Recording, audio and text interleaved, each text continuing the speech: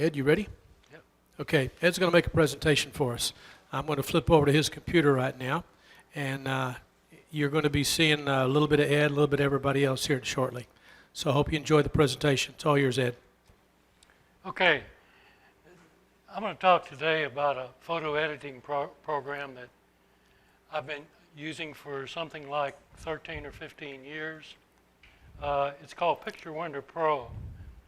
And what started me using it was I researched the available photo editing programs at the time and came across an interesting article by a professional photographer who was recommending Picture Window Pro as opposed to the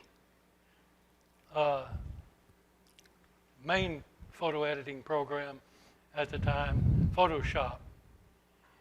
His point was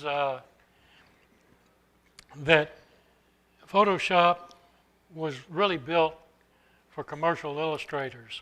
It had a very steep learning curve, and it was not very user-friendly. Not only that, what Picture Window Pro was Photoshop was very expensive. As I remember, it was in the $400 range. And Picture Window Pro at the time was available for $80. And I probably got version 2 or version 3 of Picture Window Pro at that time and started using it. It eventually upgraded to version 5, and it did everything I wanted it to do and more. What makes this real interesting is it's now up to version 7, and I got an email from the president and programmer for Picture Window Pro. His name is Jonathan Sachs, and Yep. for those of you who are not familiar with Jonathan Sachs, he wrote the original That's what you software for Lotus 1-2-3.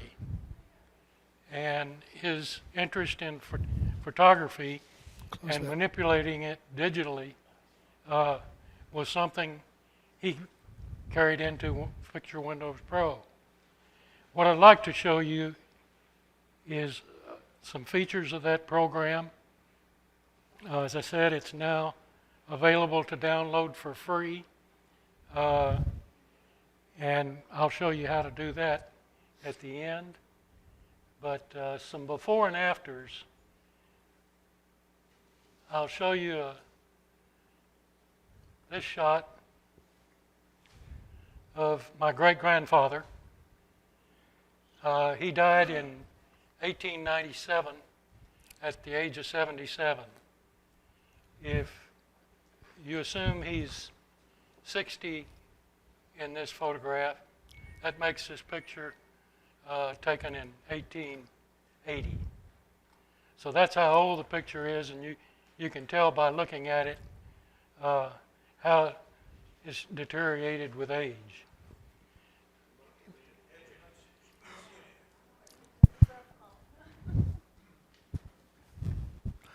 I can't be in two places at once, Oh, and we didn't have Lou's computer up for her to help run the switch, okay. and so the problem we're having, I haven't had a chance to address. Sorry, you're up now. All right, now, good. Anyway, this is the way that picture looked. And the original hard copy, which I have somewhere but couldn't locate for this meeting, was in sepia, a sepia tone photograph, and I converted it to black and white just to work on it. For those that have ever seen a sepia photograph, a lot of people blame that on just the aging of the photo. That's not true. The sepia tone was purposely created by changing the silver in the photograph to silver sulfide, which preserved the picture for a lot longer than silver did. But time took its toll on this picture. The next photograph is after I got through with Picture Window Pro, that's what it looks like. And then I recreated the sepia tone, which is this photo.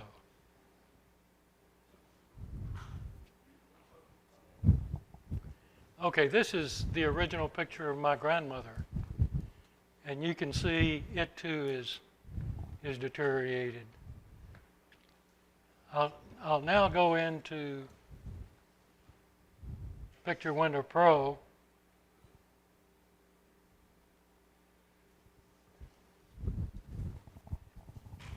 And just drag that picture of my grandmother into here and show you how easy it is to work with it. I'm going to enlarge it a little bit right here.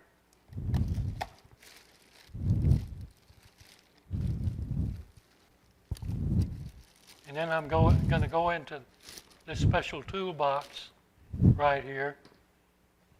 And I'm going to change the tool to speck removal. Now you probably can't see the little circle there that's at the end of the arrow. I'm going to increase the radius while I'm out here away from the main subject and make it bigger. Now you can see it. Make it a little bit larger. And I'm going to start getting rid of these specks just by pressing the speck removal key. Moving it over here.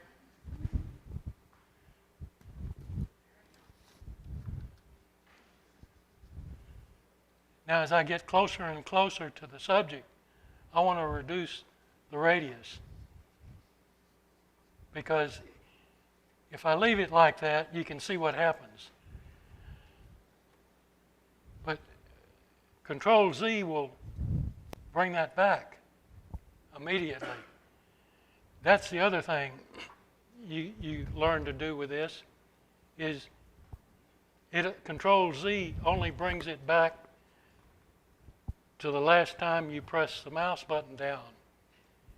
If I do a whole bunch of the picture, cover the whole picture and do a good job, and finally get someplace and screw up, then Control Z will erase all the good work that I've done as well as the bad work I just did. So the key is let up on the mouse button frequently so you're only doing the correction in short bursts.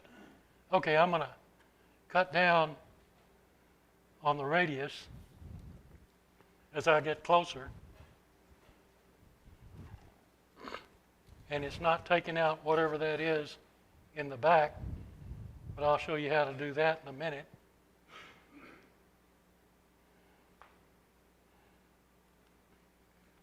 And now I'm going to reduce, I can do one other thing. I can enlarge it even more. And how old is that picture? Let's see, my grandmother died and that picture is,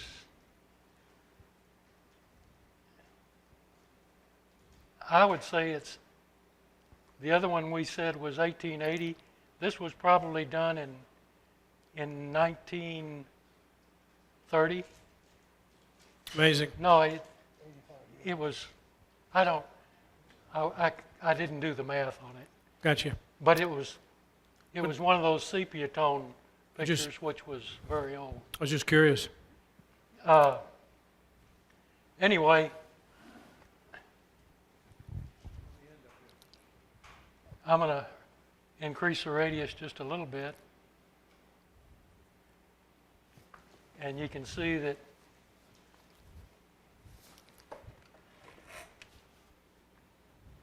I'm starting to work on the face.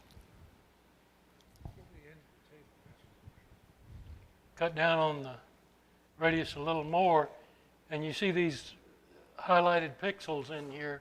I'll go in and eliminate most of those just by one click.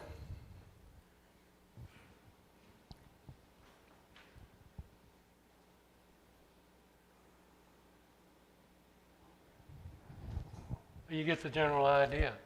The other thing you can use in addition to speck removal is this smudge factor. And smudge helps you when you're working around a border. You can go from where it's clear into and work around the edges and just bring where you start. See, like these crossbars in here, you can get rid of those by smudging them. You can eliminate this dark spot and just continue on like that, and eventually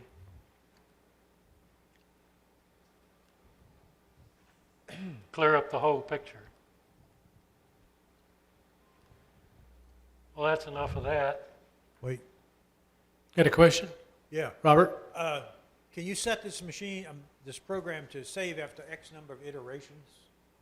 For example, if you mess with it for 5 times and make it automatically save the image? I'm not sure I followed you. Do what? If you're working on an image like this, this is going to be a lot of work. Can you set the program to automatically back up after 2 or 3 minutes, or? You can back up anytime. I know you can back up anytime, but is it on you to back up, or will it happen automatically? No, it's not automatic. It's not But you- automatic. Okay, that's cool.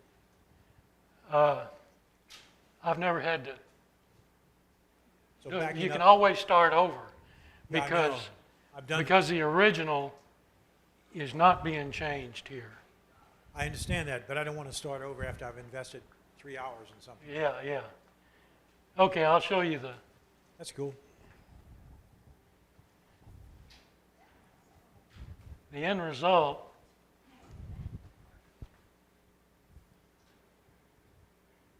Question. Question? Yeah, does it have anything like Lightroom that I know it saves the original, but in Lightroom, for example, each discrete audit that you make is shown on the left so that you can do what Robert wants to do, back up. In other words, if you go in and clear up an area and then stop and then you do something else, each of those steps are saved, allowing you to incrementally back up. They're preserved on the screen until you get rid of them. It's what now? They're preserved in the main frame of the screen until you get rid of them, each iteration. So there's the only real backup is the backup to the original, which is always saved. You can say, Well, right. You could save it incrementally, but this. Okay. yeah. Let me see if I'll try and demonstrate that in a little bit. Okay, this is the full-length picture, and I didn't spend a whole lot of time on this, but it shows, the original picture with just a little bit. I'll take this in. Well, I'll show you that feature a little later on. Okay, this, unfortunately, I don't have a original on this. This is my first cousin that I found out was when I was doing some genealogy, found out she was still living in Freeport. And that's her twin sister. This is Margaret and Annie. Margaret on the left, Annie on the right. They were twins born to my grandfather's brother. And this too was in, when I first started with it, was in the sepia tone. And it was the worst picture I've ever had to work with. Not only there's specks on it, but there was a long jagged crease, white crease right down the center of it. Looks great. And I was able to get rid of that and tone it up. It was on display at her funeral 5 or 6 years ago, but it was totally unusable when I first got it. I'm going to take that picture into Picture Window Pro.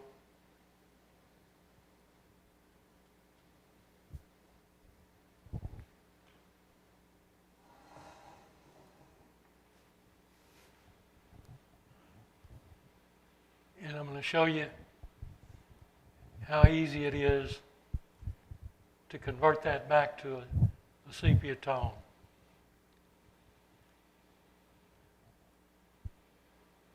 And how long you been using this program? Maybe 15 years. Not so much recently as because I had run out of old thing, but I use it occasionally on photos now that need retouching, and almost any photo can be improved. I'm going to click on tint, and then you see here that there's 2 points, one black and the point number 1 ranging all the way to white is point number 2. I'm going to click on the middle of the bar using a shift click, and I'm going to move point 2 to the middle, which is there, and now this becomes point 3. Double click on point 2, and I get the color spectrum up. Okay, I'm going to enlarge the preview window because I want you to look at that, what happens when I now click on a point right up here,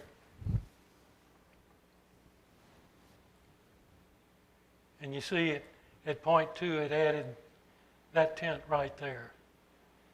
Now if you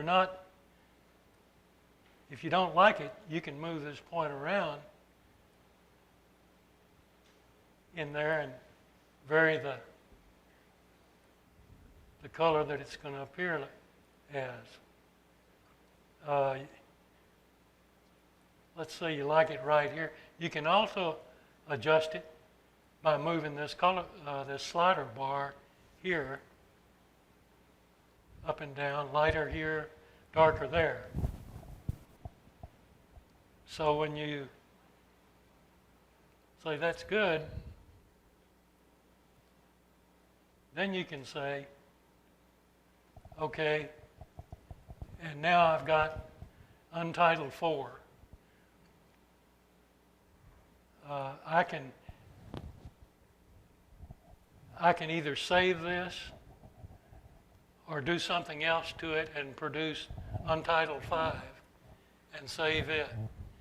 So this is the way you keep track of those different photos. And the program doesn't seem to be a resource hog either. No.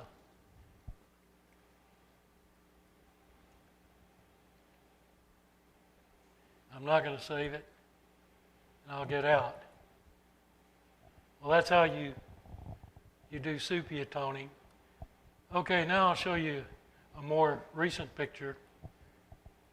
This is our dog, cross between a yellow lab and a golden retriever. You can see in the background that there's a yellow tinge. This is a white wall. So I want to get rid of that, and get rid of that tone, that tinge. So I'll drag it again into Picture Window Pro.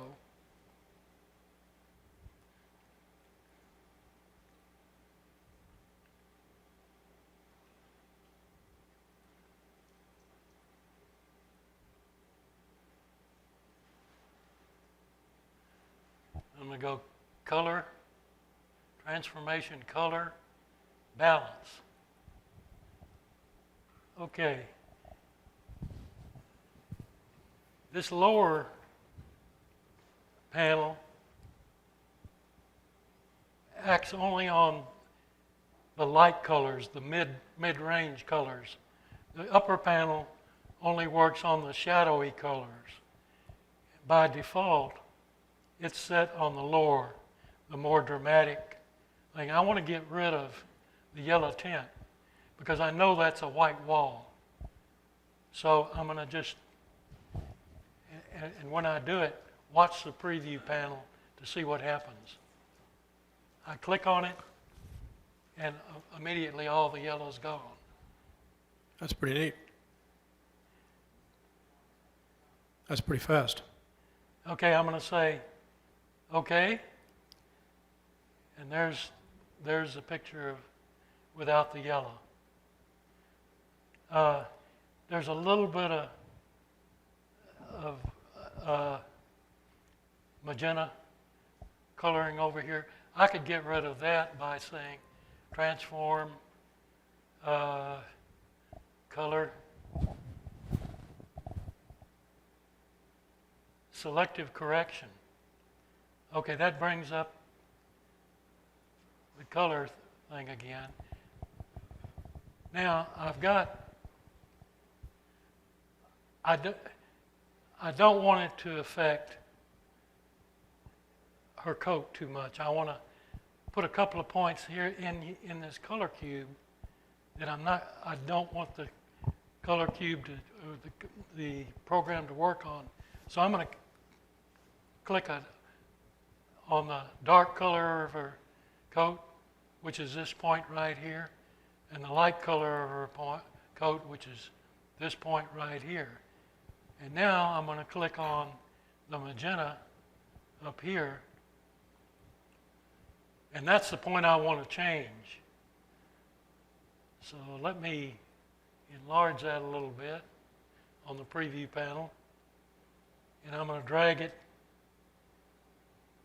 from here.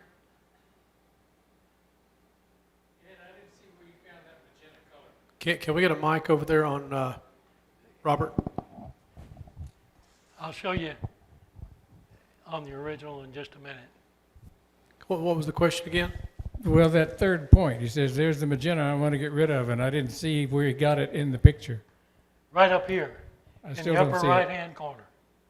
Oh, okay, in the wall. The Yeah. white is off a little bit, okay. It's got a little more purple to it. Okay, But- well, I didn't know if it was somewhere on the dog or the sheet, but No, it's the wall, I put- okay. I put the 2 points of the dog up here just so it wouldn't affect those colors. It only affects what it saw up here and left these colors constant.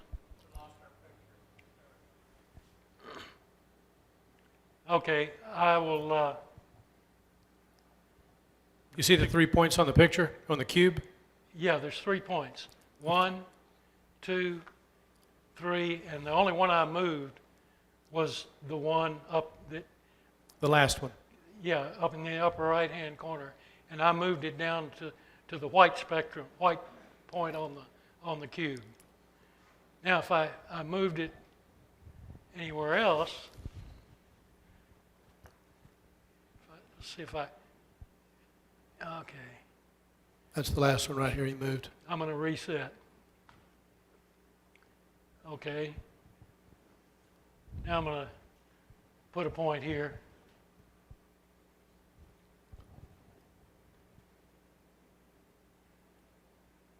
Ah.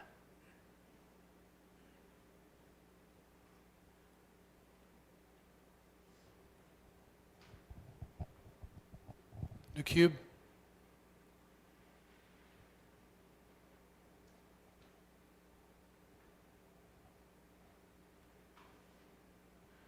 All right, I just clicked the wall. What if I wanted a green wall over there? I'll just move it to there, and now I've got a green wall. So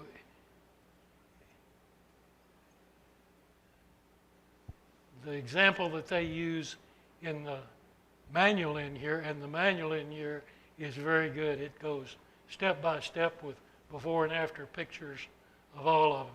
And it's pretty easy to work with. But the example they use is a scene with sagebrush in the desert. And the sagebrush is kind of a off-green color, and they increase the intensity of the green sagebrush, and it really made a striking photograph. Okay, enough of that.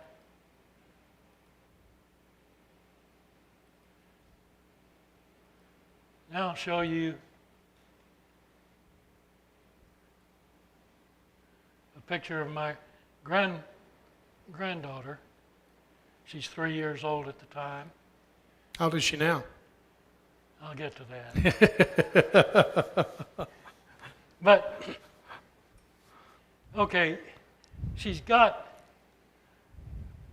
a reddish tinge. Her cheeks are a little bit too rosy. But it's not a fault. Hit the wrong button there.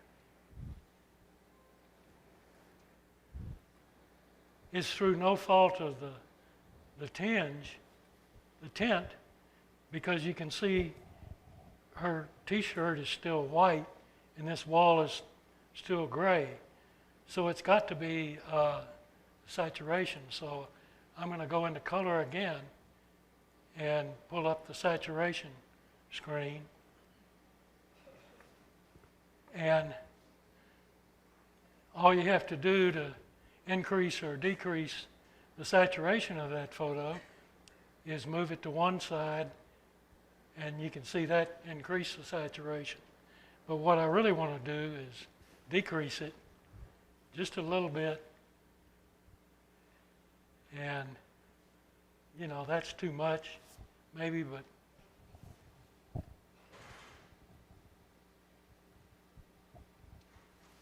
that's about right there. So I'll say okay. And there's a difference there. Okay, while I'm there,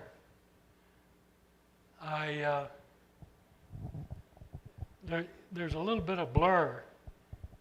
You can see it in her teeth and her lips and around her eyes. So I can go into transform and pick sharpen.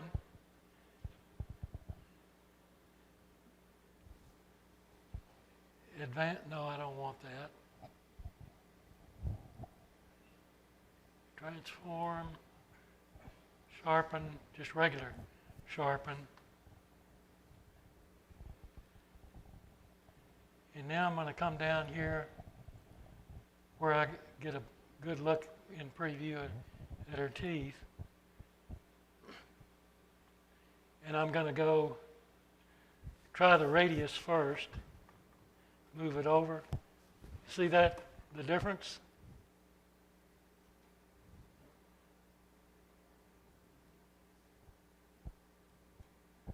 And then the threshold, that's not having much effect on it.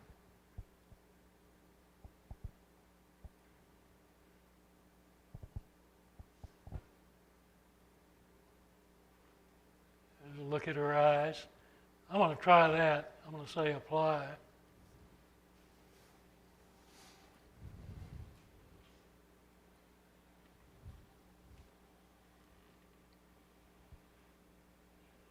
And now I think you can see both in the retina and her irises in her eye that's sharp, and her teeth are definitely sharp. And comparing that to the original, I can't get rid of that.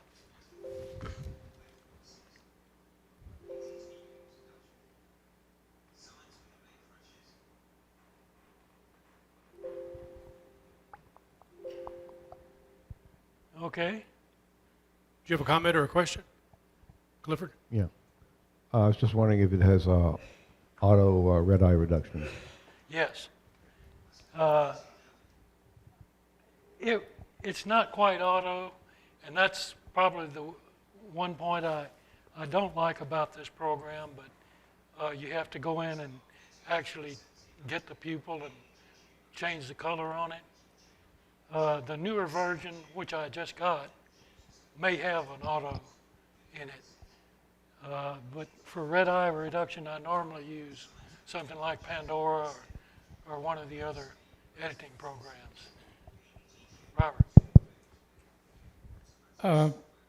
I've got quite a few slides rather than prints, some feature that will just reverse that. It seems to me that what's happening to the film as the colors fade should be known to the industry of film and people who write this kind of program, so they should know that when this particular film type starts to age, you know, the greens go this way and the reds go that way and so on.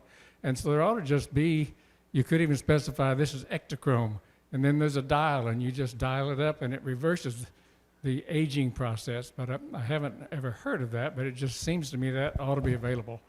And so my question is there anything like that? We'll just look at this and say it's an old picture, and it's got a reddish cast, and now I'm just going to push on this control until that red goes away. Does that make any sense to you? You know what I'm talking about? I don't know how many of the pixels.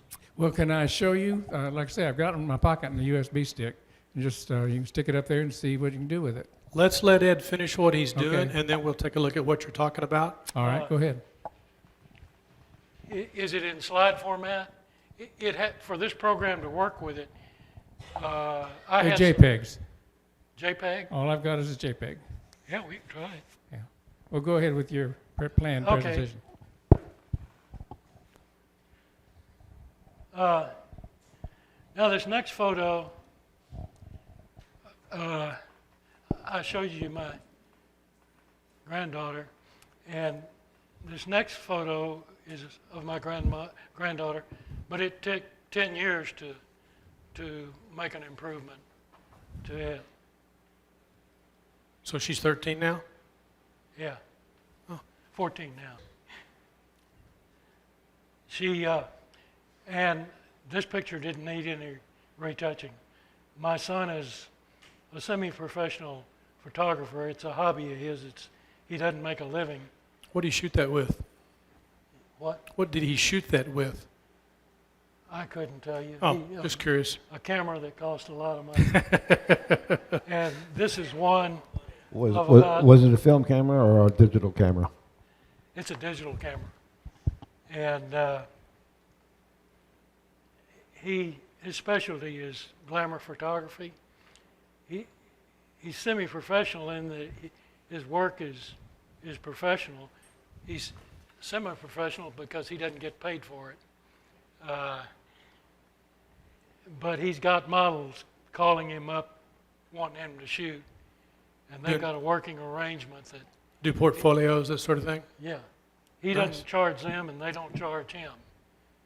And he's taken some pretty spectacular photos. This is a picture of her. It just shows her as a regular teenager. He took that picture the same day. She's 14 now. She was 13 when that was taken. Okay, let's switch from people to wildlife. Nice. This is an axis deer. They were imported from India into the hill country, 10, 15 years ago, and they've just multiplied like crazy. 5 or 10 years ago, we were down in the hill country going to a friend's wedding. Wife and I took a drive through the country, and a herd of axis crossed the highway, and there must have been 500 because we sat there waiting for at least 5 or 10 minutes for that herd to cross the road. They're a beautiful animal, but there's several things wrong with this photo. Like I said, it was taken with a game camera. The game camera was mounted on a tree, and it was tilted. So this is flat land in this area. And so you can see the tilt here, and you can also see the little guy's running buddy who isn't got a full set of horns yet, and then you got this pipe running right through his head. Well, with Picture Window Pro, that's pretty easy to take care of. Interesting. And here again is the same guy, and there's the after picture of it.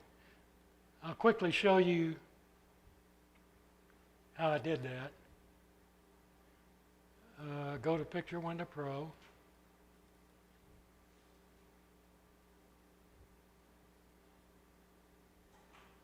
Nope.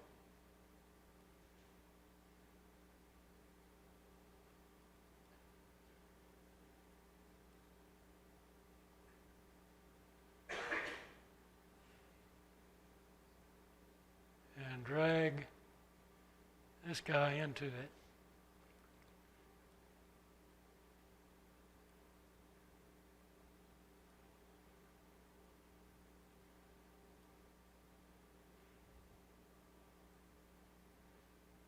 Blow it up a little bit.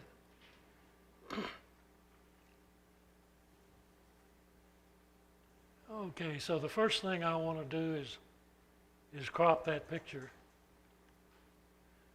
No, that's not either. I want to get rid of some unwanted things in there, namely this pole and that running mate of his.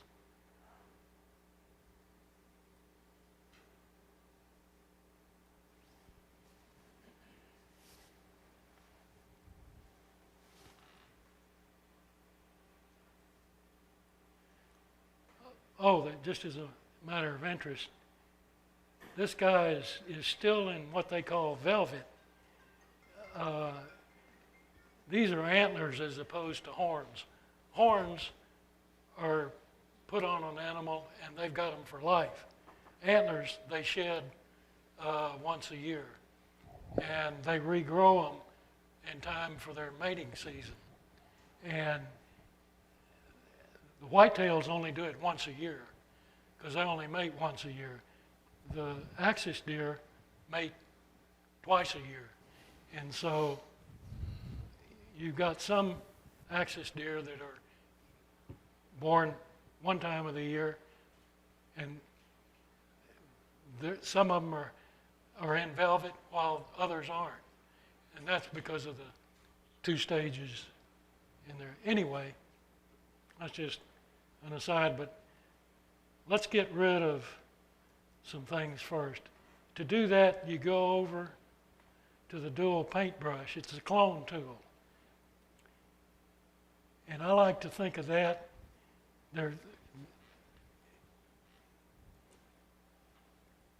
as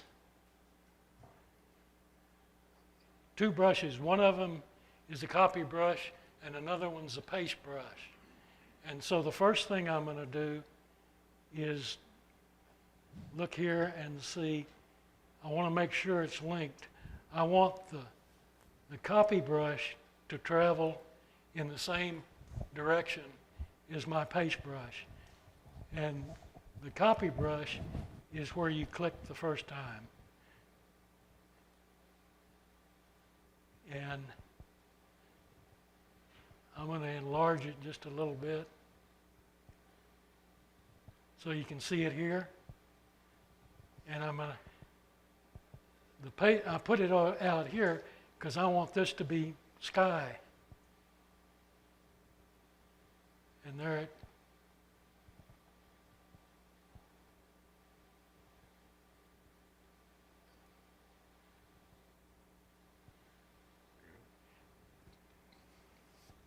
takes it down to there. I put that in the wrong place. One thing I don't like about this program is you have to start over. You can't reset it. But I'll try and do better this time.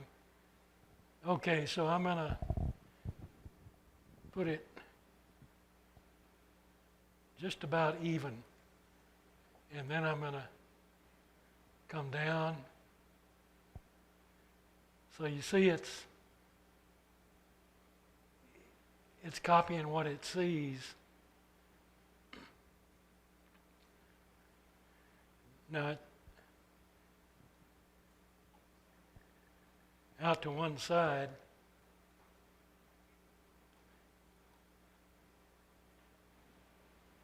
Wonder how I did that.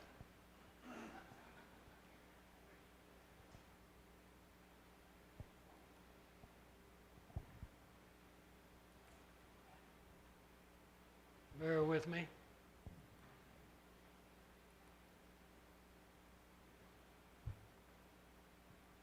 That's pretty slick so far.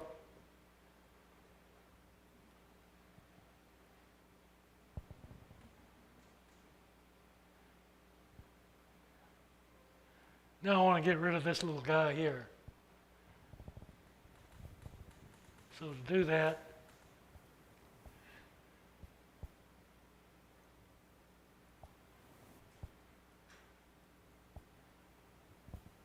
I'll enlarge the radius a little bit. Get out here.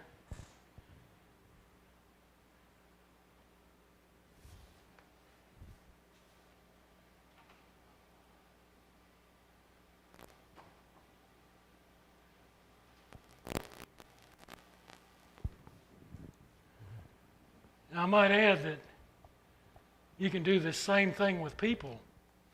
I've taken people out of photographs, and That could be handy. they used to say that photography is cold evidence, but this proves that it's not. You can do all. I can take pictures and have taken people out of pictures and put people back in.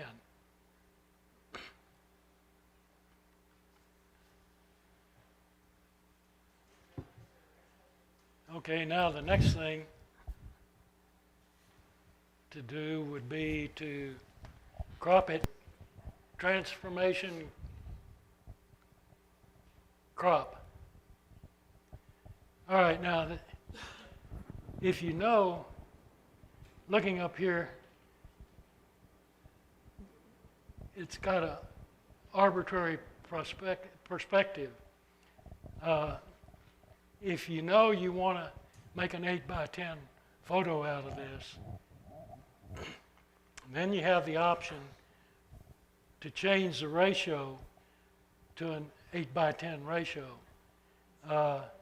which is down here, 4 by 5, 8 by 10, 16 by 20. Any of those will work. And let's say I want to make an 8 by 10 of it.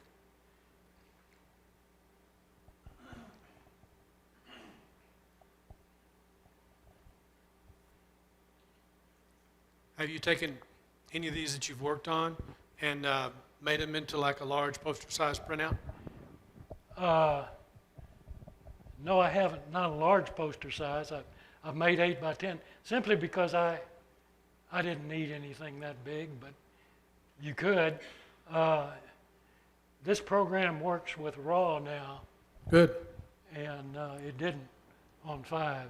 So you can preserve all of the pixels and actually work with a lot of resolution. Good to know.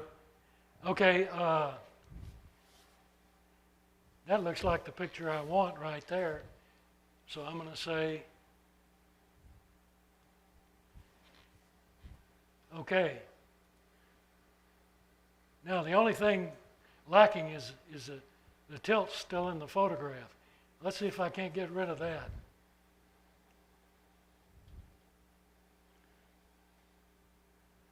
Transformation, geometry, level.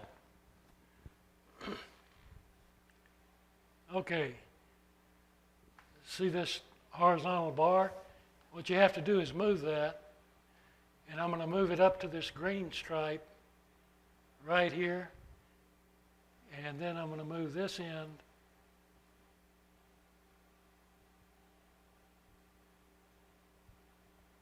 here,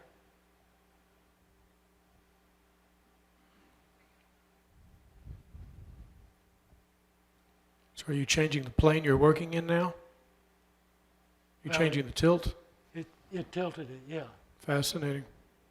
And that looks pretty good, so I'm going to say, okay.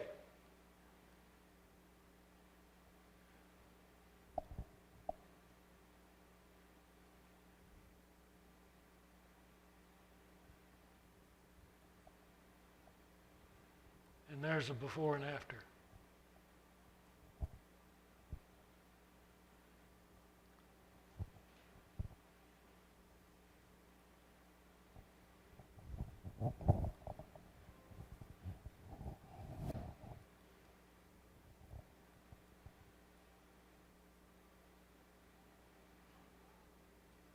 That's interesting.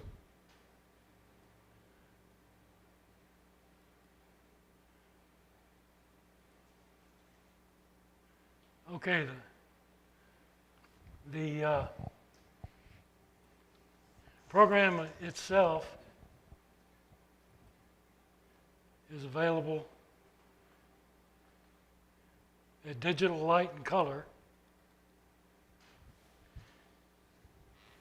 and that's www.dl-c.com,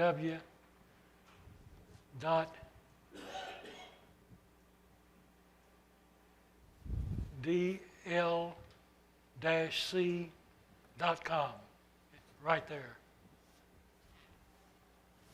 Jack? Let's get a mic on Jack. Where's the mic set? Robert's coming with one. Yes, Jack. Can you save the steps you went through so that you can apply them to a bunch of pictures in sequence if you wanted to? I was thinking of Robert's situation with the aging Ektachrome. It would be an overall tint change, and if he saved it on one, It he does. could save the steps on one picture. He could use it on everything that was that age. It does that automatically.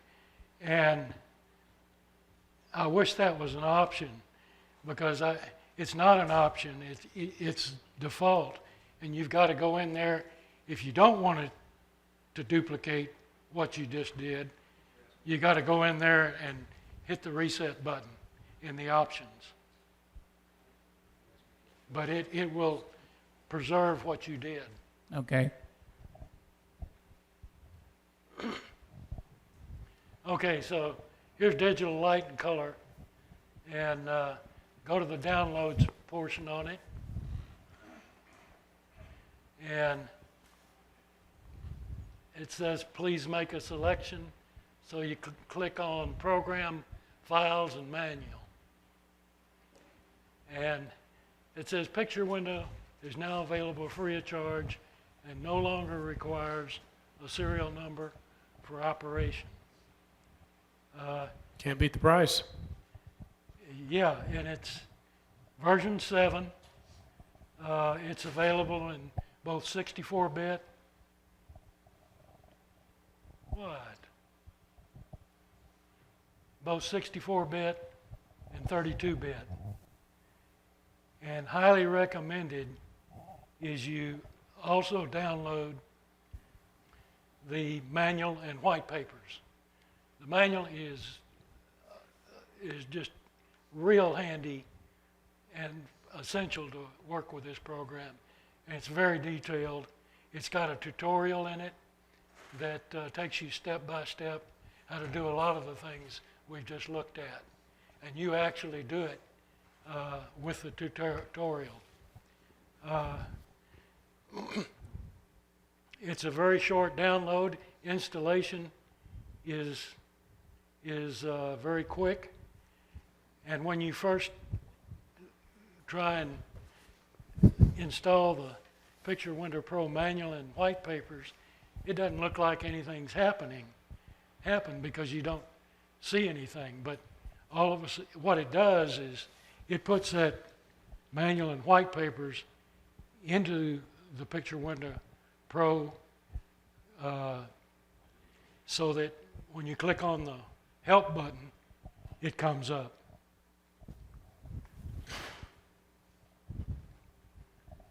He said that Jonathan Salk said he, after 23 years, golf good things have to come to an end. He was had the program, and he was going to play around with modernizing it. But for right now, that's a project for the future. But he's going to keep this website open for the very near future. So it's there if you want to download it and give it a try. If you decide you don't like it, you can delete it, and you're not out anything.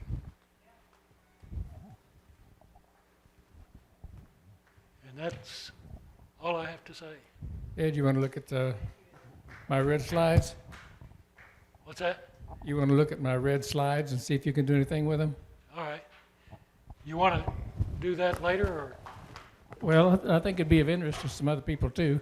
Okay. Just, you don't have to do All right. even more than one. We'll check it out. Yeah, I've actually got quite a few slides at home.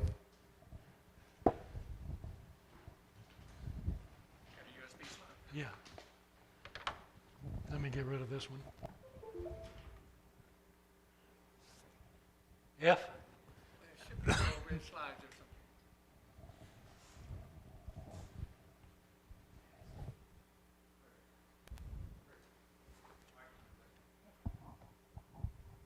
You need to scroll down.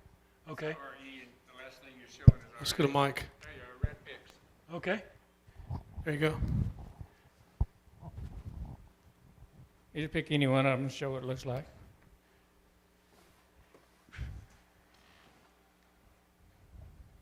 Yeah,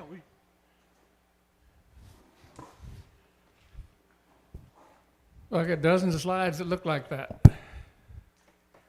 how's that? That's number 3. We'll try that one. All right. This is all white. Yeah, there's white walls.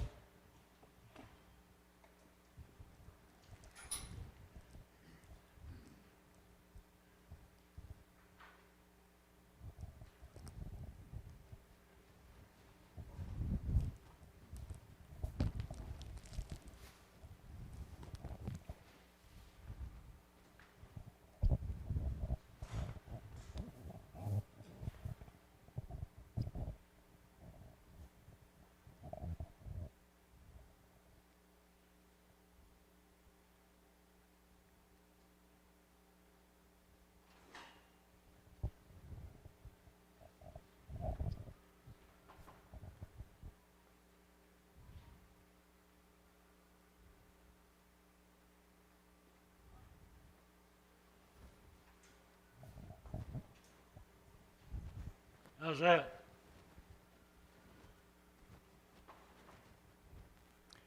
Well, it certainly isn't as red. It's still not a very good picture, though. It's You're not still going to white. be able to fix that. I don't know why we took that picture. Why did we take a picture of a door? Well, tell me which one you want. Oh, it doesn't matter. I was just looking for the capabilities of that program. What will it do? So what you did was pretty much the same thing. You told it.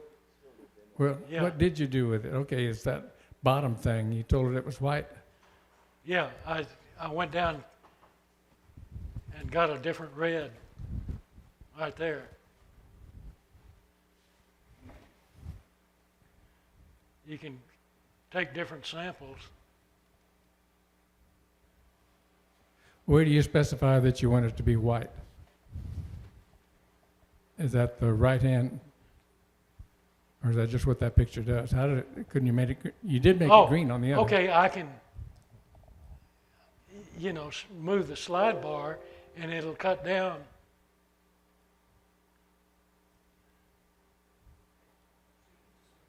So essentially, you can make that square right there to the right of Yeah. where you are. Yeah. You make that any color you want. Yeah, and you can, Well, I see That- you're going from that's the preview slide. This is the original. right. And you can move it to But could you make that square green so that you could make it different colors of green or something? Or is it always going to be white?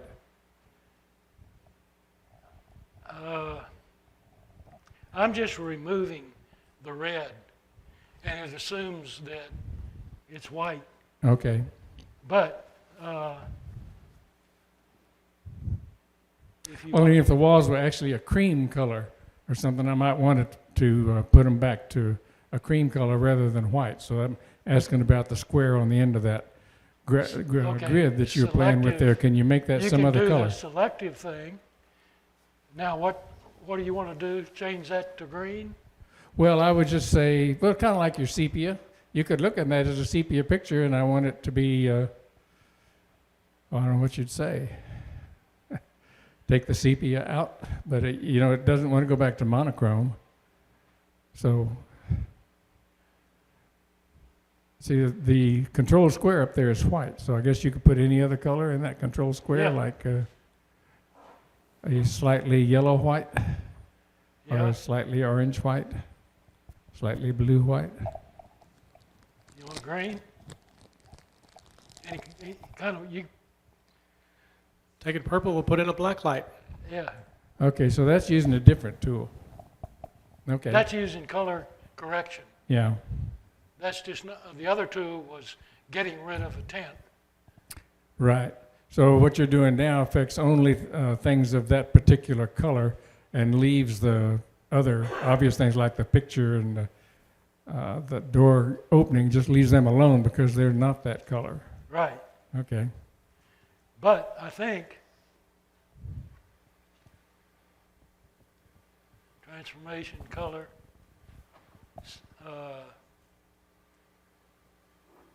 selective correction.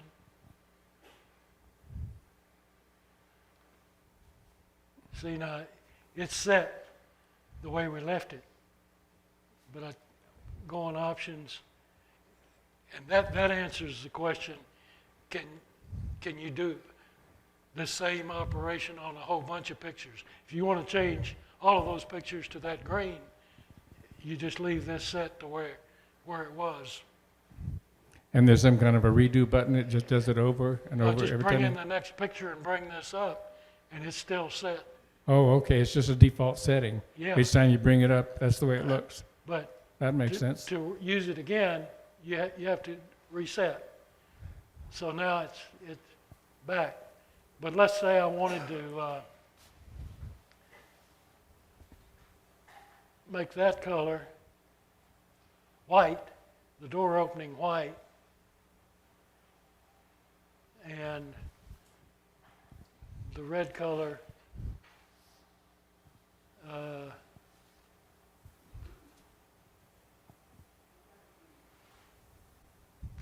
yellow.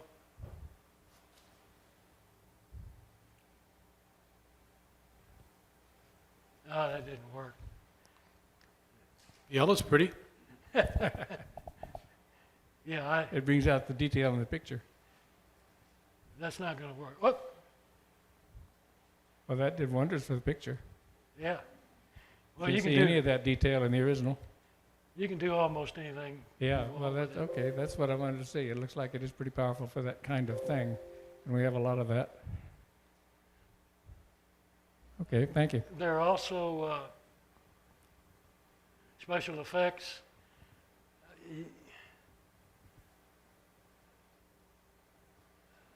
You can do you can posterize. There's all kinds of ways to go about it. I don't hardly use that.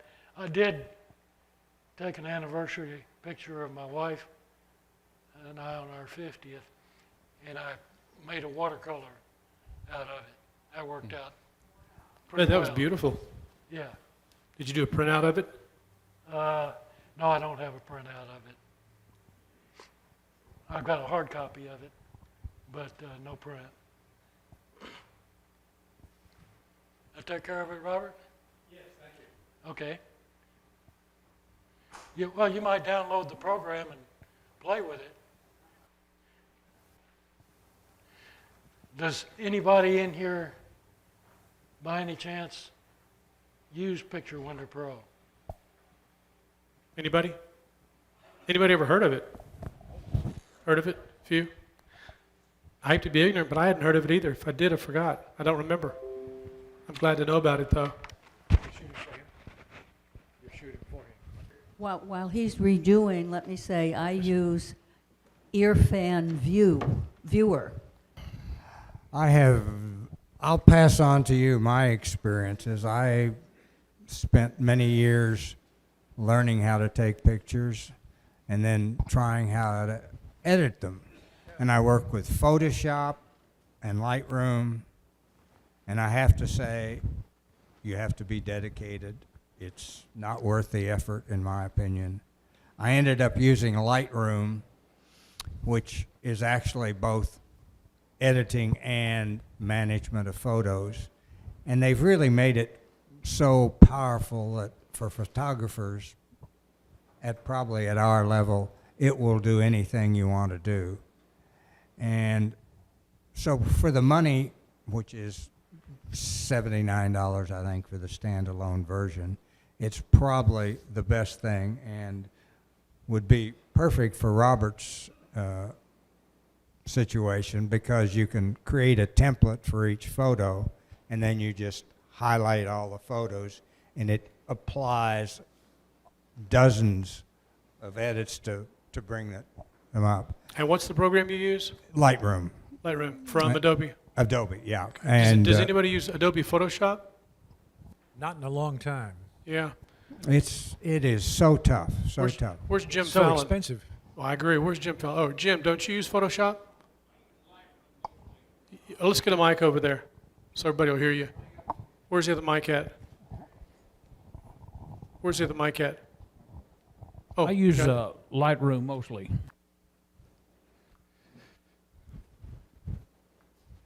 But I would say on Lightroom, use a free program, see if you're comfortable with it, and then if it has limitations, Then move up. Then move up, I agree. because boy, you really have to be dedicated to use this. You take all these great photos, takes you a few minutes, and then you spend hours on one photo. So Yeah. you really need to see how dedicated you're going to be before you start wasting your money on them. Well, and some of the questions that you were asking a while ago, Robert, about doing this with photography, there are programs that have filters that can make some of this easier, but the easier you make it, the more expensive it gets. Because I like easy, I like to keep it simple, and it's an easy program to use. But I also like free, referring back to what Dwayne said, start with one of those kind of programs, and if it does what you need, that's a good place to be. And then if you need to do more, then look at some of your options. This week, I've got a link up on Builder for the news. The link Ed Hansen mentioned about for Picture Window Pro, I think that's relevant because we're marking a point in time